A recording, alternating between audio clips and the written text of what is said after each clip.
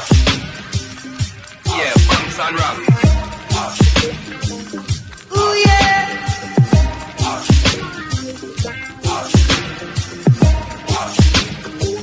Well, alright, we're jamming.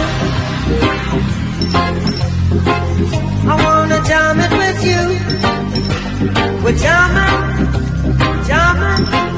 and I hope you.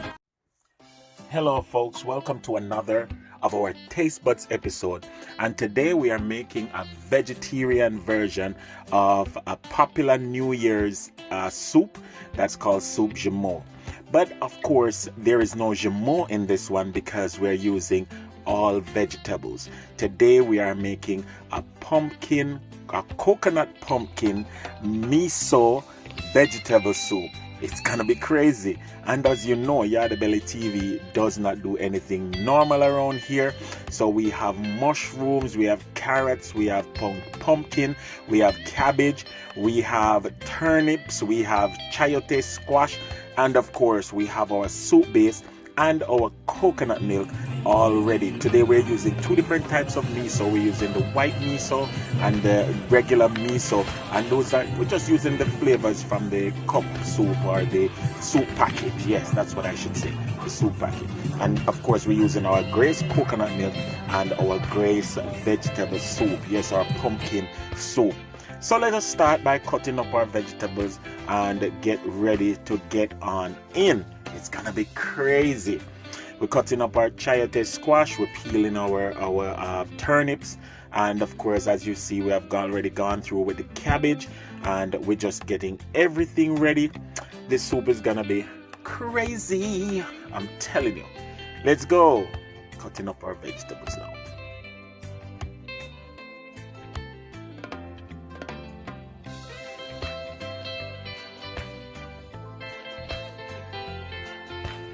Next thing we're gonna do after we cut these up is that we're gonna prepare our soup pot.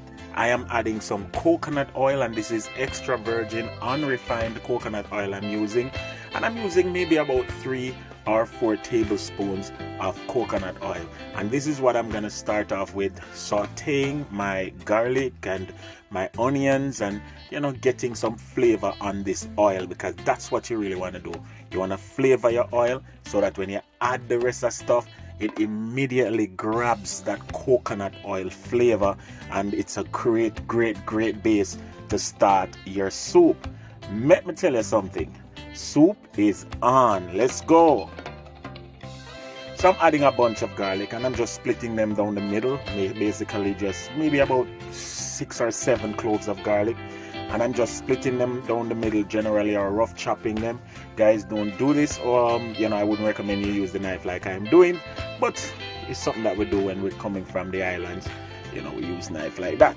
Alright, so you just want to rough chop your garlics and add them to the coconut oil and start the sauteing process. Next up, you want to add a bunch of thyme, and you want to make sure that you sort of pull off the thyme off the tough part, because you don't want nobody to bite on a tough piece of thyme, right? Or the thyme bark, or so we just want to make sure, so we add some thyme. Alright, and then see, we have the onion in, and the thyme in, and the garlic in, and now we're basically just sauteing this, just getting it nice and toasty.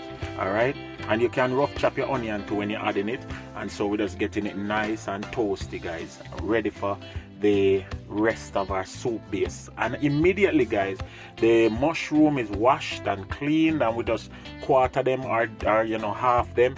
And what we really want the mushroom to serve as is the meat protein. It's gonna replace the meat protein. All right, so we're gonna allow the mushroom to cook really long in the soup. It's gonna alkaline the soup. It's gonna just do its thing. All right, now this is something unusual, guys. Most people will not do this, but here I'm adding my coconut powder. Yes, my dried coconut powder to my sauteed vegetables. And again, this is unconventional, and I'm just sauteing it. Again, this also will go towards intensifying the coconut flavor in the soup, and just to give the vegetable a nice little base in which to get nice and get juicy. All right, so I'm adding in almost everything immediately, including my pumpkin and my carrot. And you just want to toss these and, you know, sort of saute these up in the coconut milk for a while. The next thing I'm going to do is quickly cut my cabbage and have this reserved, washed and ready to be added to the soup. Yeah, because again, this is going to be a full on vegetable soup, guys. No meat, no animal protein. All right, I have some hot water here, guys, and as my vegetable is sauteing for a while, now I'm gonna add the water. And look at this, almost immediately my soup base has been formed. Guess what I'm saying? But now what I'm gonna do is not add too much water at this time, because I want to make sure that the soup does not lose any of that intense flavor. So I'm adding in just enough to cover what is in the pot and allow those to start boiling, start steaming, start to, you know, break down. And as soon as these reach a certain point, that's when you start to add more and more and gradually build up on your flavors. All right. So now I'm gonna add my soup, yeah, my pumpkin flavored soup, and as you can see, that has been added. And I've also added my white miso soup, and I'm gonna add the next one as I test it and taste it and make sure that everything is on par. Then I add the other miso, because remember, miso does carry a little bit of salt, and the soup base also carries a little bit of salt. Now guys, as you see, the water level in the soup is quite comfortable, but as soon as I'm ready to add the rest of my ingredients, like my potatoes, my yellow yam, you know, and all that, and my chayote squash, then you're gonna see where I need to add more. And see, I tasted it and it wanted more flavor, so I added the other miso soup package. All right, now miso is a Japanese ingredient that really and truly is very, very good, and a lot of them do a lot of Japanese food with it, and it works. I am also adding to this a pack of lentil. Yes, and this is a lentil soup base, and this, guys, the lentil is just going 100% towards making the food, the soup, a little bit more protein packed, make it a little bit more creamier, make it a little bit more richer. Again, I have still not yet added a bunch of water to it. I am allowing it to just build on flavor. I want it to sort of intensify and concentrate before I add water to the pot. All right, so now I'm gonna add my chayote squash, my Irish potato, and my yellow yam. All right, and guys, the smell in the house is just absolutely amazing. I can't tell you how good the house smells right now. That coconut, pumpkin, miso flavor is just totally permeating my entire space. I cannot wait for this soup to be ready.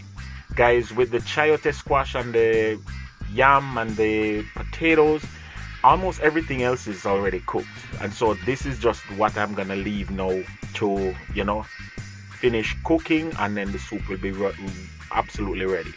At this point, you want to start thinking about adding your water, you know, just to make sure that everything is still covered, and so that's what you're gonna consider doing right now. But look at this soup, guys. I cannot explain how nice this look right now. I cannot explain. You understand?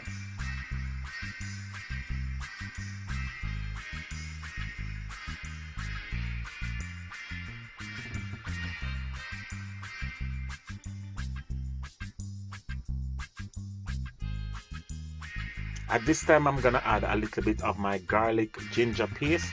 This is my homemade garlic ginger paste with a little bit of cayenne pepper, jalapeno pepper, and of course, I call it my miracle seasoning.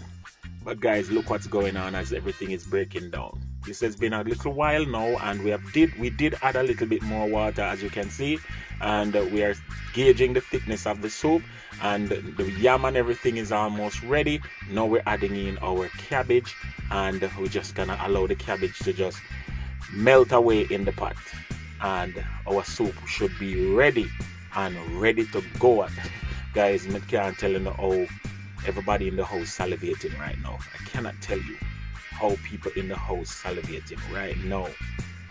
Alright, this is my cut cilantro and some scallions, and we're just gonna cover and allow this to just stay there and just build. Yeah, just gonna build. Just gonna be by itself for a while and allow everything to just, I can't explain, just everything just have we got gel, right? And then we're soon ready for plate this. Look on this, guys. Look what going on now. Look what's going on. The wife is stopped what she was doing and came over and made some spinners and a little bit of cornmeal and a little bit of flour and just roll it into a dough, and that's what you see there, the spinners. And the soup is 100% ready now. Thick, hearty, rich. This is something that you want when you decide, say, you're not eat no animal protein, you're not eat no meat. This is something that you want, you know, that stick to your bones type of soup. Thick, rich, very, very flavorful. Guys, I cannot explain how beautiful, how delicious, how hearty this soup was. The mushrooms caused you to don't want any meat. The dumpling, the spinners was right. The little piece of corn where the wife dropped in at the last minute, they did its job. The yellow yam and the potato was almost but gone. But guys, I thank you for watching this one. You want to try this one in your neck of the woods, especially if you are going without meat for a while. So check that out on Yardie Belly TV. And guys, remember, my detox is available. You can find it in the description box, the link to call us and link us. Hey, until then, love, peace, and just continue to live and laugh, cook, and eat. Yardie Belly TV says so. Peace.